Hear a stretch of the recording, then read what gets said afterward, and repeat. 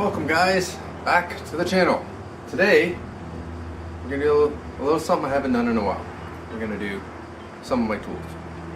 So this has been my table saw for, I'm going to say a good 6 or 7 years. Still looks in pretty good shape. I don't beat the crap out of my tools. So this is the Ridgid 4510 contractor portable saw. As you can see, it's on a stand. It flips up so it's vertical, easy storage, and that's one of the biggest selling features for me why I bought it. Because in this shop, I have to split duties between wood, building stuff, and cars. So a lot of my stuff I have to keep off to one side when I bring a car in. So I have to keep things compact as much as possible. And for the price that I got this one for, which was $3.99 Canadian, I believe from Home Depot. Don't quote me on that, but I'm almost positive it was that price. This was my best option. I have used other table saws. I've used the Bosch, I've used the Ridgid. Before this one I had a Canadian Tire. It's a brand in Canada that we have, and I used it for 4 or 5 years, and I got sick of the table just falling over anytime I had to do any bigger cuts. So I got this one. Now, as you can see, it's dusty. It's been used. So, as you can see, pretty standard. You've got your angle, you have your raise and lower. Right now I have a rip blade in there, a Diablo rip blade. This is something that I added, and it's my zero clearance throat blade. Comes out decently. Okay, when the blade's down, it comes out easier. So that's the one I added. If anyone wants to see how there it is, how I did it, how I made this, then leave me a comment and I'll make a separate video on how I made it. So this is the throat plate, comes with it. Pretty standard. The problem that I had with it is that when you had small material, so say your fence was like right there, and you had small material, what would end up happening is with this throat plate in, it would dip. So you would never get the most accurate cut. This saw is not the most accurate saw on the market. You have plenty of others, but you also have huge price tags for these others. This one, it's not bad. So for the most part, this fence is alright. If I'm doing some really accurate cuts, I have to measure the front and measure off the back blade, just to make sure that the fence didn't move too much. So, like I said, pretty standard. It's got a soft start. It's not plugged in. It's got a soft start so it doesn't jolt your system. This tucks away pretty nice and easy. Little slot in the side here.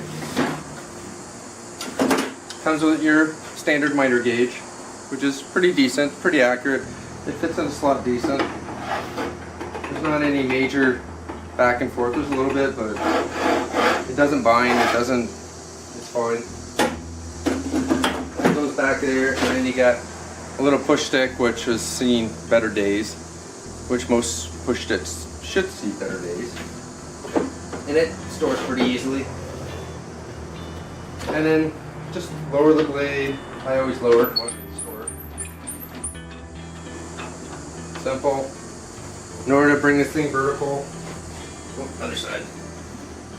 You got a little pedal over here. You press it, and you tip it. Now, one thing I will mention, that I'm not a big fan of, is their dust collection. It's not the greatest, and it's the same as a miter saw. This, when under load, when you get a bunch, it just pops in. There's nothing really holding it. There's a clip here and a clip here. And then there's a little slot that this little plastic piece goes into. So if you get a buildup, it just pushes out and makes a big mess underneath. because sometimes in the winter time I like to use dust collection. So I'll just have a vacuum on the end of it and suck away. So easiest way is just put one of these little spring clamps on the end of it. Doesn't hurt anything. Costs you $2, $3, whatever, and you're set. See, all this stores away nice and easy. It's pretty compact once you get it in a certain spot. It's a decent saw. Opens up easy, closes easy. Transportation, that's another one.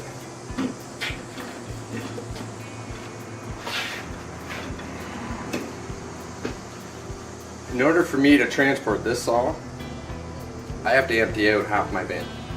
Same as the miter saw. Half that van's got to be empty in order for me to transport this. So I try to do jobs where I don't have to transport my bigger tools. I can just leave them here and just do them. Do what I got to do.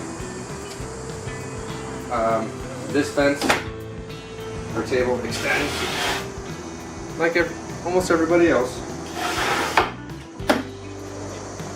It's not a bad saw. For the price, I think it's a pretty damn good deal. It's not the cheapest, it's not the most expensive. It's pretty accurate. I would do this on any table saw. I don't care how accurate it is. I would still measure between your blade and your fence every time. It's just something that I've always been doing, so I wouldn't stop. It does draw a lot of juice. So for instance, this shop runs on one breaker right now. In the future, it will run on a separate panel with more power. But for right now, this whole shop runs on one 15 amp breaker.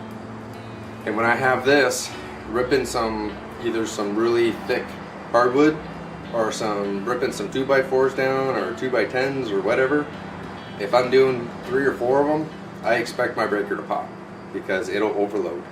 So if it's under some severe load, she'll pop. She'll pop breakers. It's not a huge downfall, but when you're in the middle of something, you're in a time crunch, and you got to keep popping breakers, it's a pain in the ass. So overall, I'm happy with this saw. I do want to upgrade it, and instead of having this one, I want the smaller tabletop version for if I have to do jobs at other people's houses where I need the table saw. This one would be sold, and I would want the cast iron version of this. So it's movable, and it's not a gigantic footprint. But again, now I'll have 2 table saws instead of 1. So right now, I'm just gonna keep this one for now and figure on it later. Overall, I like the saw. I do.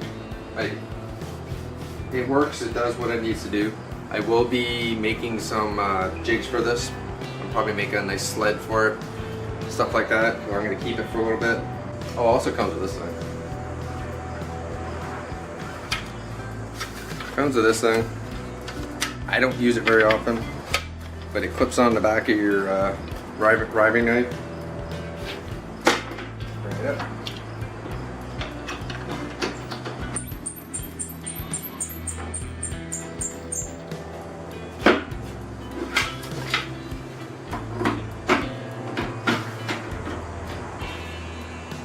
Just added safety. You can click one side up, one side down. And it's just another point of added safety, especially with the riving knife. And it even comes with these bigger ones. Okay, I can't.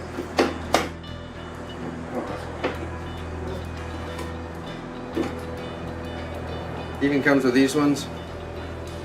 These are for sheet goods. But honestly, for a mount, I have never used these on my table saw, ever. Because now, if I need to cut sheet goods, I use my track saw.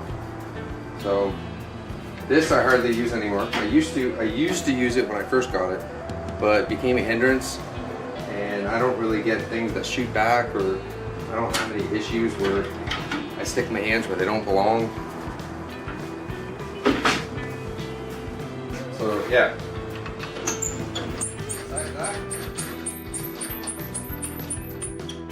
It does the job. So questions, comments, stick them down in the bottom. Thanks for watching. Subscribe if you want to see more stuff. I have a bunch of stuff coming. I have stairs, I have Genesis stuff. There's a video coming out for Windsor Cruise weekend, a bunch of burnouts. Stay tuned for that. That's coming up real soon. And that's it for now. So see you next time.